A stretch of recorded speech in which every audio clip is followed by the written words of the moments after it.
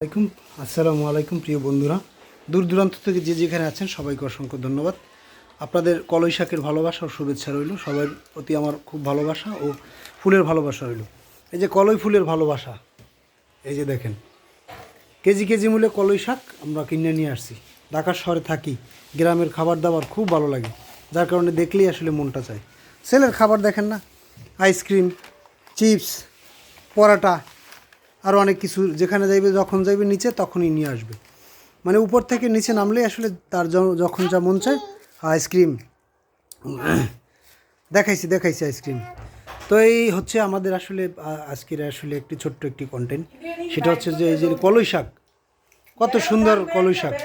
মন চাইছে আপনার বা আপু, আমার ছেলে সে বলছে কি যে এরকম ব্যাপার, বাবা আজকে তো কলই শাক খাইতে ইচ্ছা করে, তো সেই জন্য আসলে কলই শাক নিয়ে আসছি।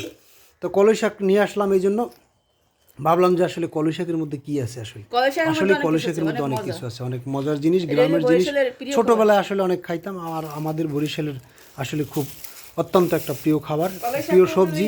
এই খাবারের কথা আমরা কখনোই বলবো না। ছোটোবেলায় একসাথে সবাই মিলে পোলায় আমরা কলই শাক তুলতে যাইতাম, একদম সকালে শিশিরে, নিশির ভেজা একেবারে সব কিছু একসাথে সবাই মিলে একসাথে যাইতাম, আবার একসাথে কলই শাক নিয়ে আসতাম।